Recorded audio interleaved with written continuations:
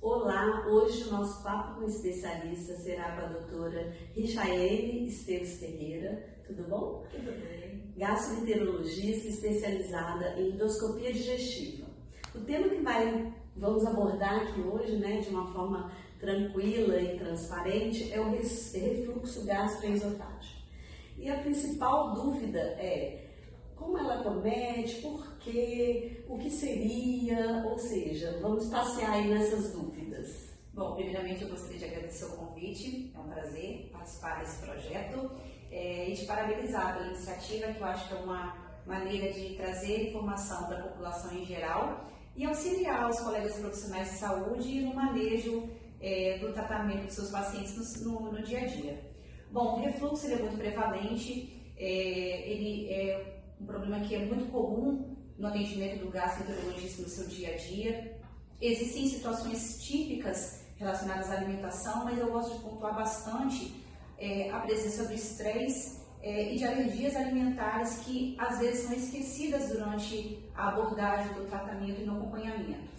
Então, falando em estresse, a gente está falando de vida moderna e que, assim, eu não sei, me parece que a maior prevalência é no sexo masculino, talvez até mesmo pela questão do estresse, eu não sei se isso de fato se confirma no dia a dia do consultório, E a questão relacionada ao diagnóstico e ao tratamento, qual seria essa sequência, Normalmente, na investigação, nós realizamos endoscopia digestiva alta, inicialmente, buscando alterações anatômicas do esôfago, por exemplo, a hernia de hiato, ou alterações daquele esfíncter que fica na transição entre o estômago e o esôfago, que permite com que esse conteúdo gástrico evite a ser refluído.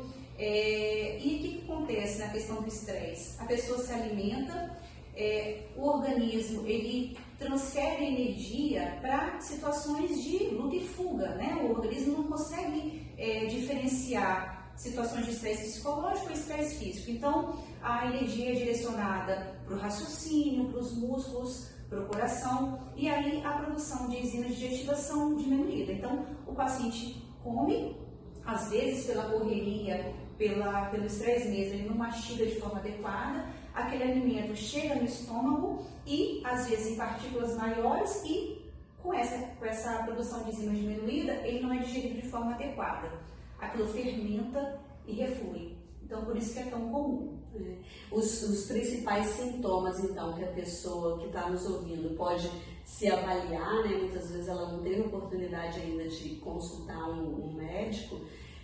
O que seria o primeiro alerta? Bom, os dois sintomas principais, e vamos dizer assim, clássicos do refluxo, é a regurgitação, que é a sensação nítida de retorno do conteúdo ácido para o esôfago, às vezes nem ácido, Mas vamos dizer assim, é aquele retorno, e a pirose, que é aquela sensação de queimação exatamente atrás, da parte retroesternal. Esses dois são os sintomas clássicos. Porém, algumas vezes o paciente não apresenta esses sintomas, ele apresenta tosse, sensação de bolo na garganta, pigarro, que inicialmente o leva a procurar o otorrino, que durante a avaliação e investigação dele acaba direcionando e encaminhando para o gastro. Com relação à desbiose, o que você me diz aí da relação entre ela e o refluxo gastroesofágico? A desbiose ela acontece muito relacionado, infelizmente, ao uso crônico de um medicamento muito comum, o inibidor da bomba de próton, o prazol, ou seja, o omeprazol, pantoprazol, são várias classes de medicamento. Quando a pessoa ingere esse medicamento de forma crônica, como ele reduz intensamente a acidez do estômago, principalmente os alimentos proteicos, eles não são digeridos de forma adequada. Esse alimento ele chega no intestino inicialmente delgado, e ele sofre um processo de fermentação mesmo dos lactobacilos, daqueles micro-organismos presentes habitualmente naquele local. Só que quando ele chega de forma, vamos dizer assim, menos digerida, esse desequilíbrio faz com que a mucosa intestinal perca uma barreira protetora. E aí, esse processo de desequilíbrio entre os lactobacilos saudáveis e não saudáveis é o que a gente chama de desbiose. Mas por que desbiose? Por que então que a gente tem que se preocupar com isso?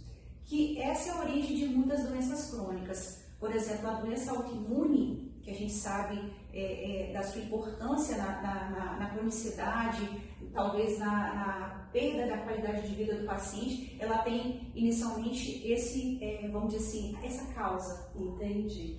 É muito comum a automedicação com os prazóis, né? Às vezes o paciente sente, vai numa primeira consulta, eventualmente o médico lança a mão momentaneamente, depois ele acaba usando aquilo de forma assim, automedicando, né? E assim, gera um problema maior do que ele tinha, na verdade. A gente sabe que o medicamento, eu não estou aqui em momento nenhum dizendo que ele não tem a sua importância e sua indicação, né, nas infecções graves, nos quadros de úlcera, só que o paciente consulta, inicia o tratamento e pela sensação de bem-estar, muitas vezes ele não retorna. Outro problema que acontece muito, a pessoa com alguma queixa digestiva, algum colega, algum familiar, né, sugere medicamento que ele inicia por conta própria, sem orientação médica, e com isso continua tomando de forma correta. E aí essa propagação, né, da automedicação, que com certeza é condenada, eu como farmacêutica defendo isso, né, que a automedicação ela tem que ser evitada, e assim como o médico e todos os profissionais de saúde, porque cada pessoa é única e ela, em função disso, tem que ser realmente avaliada como um todo.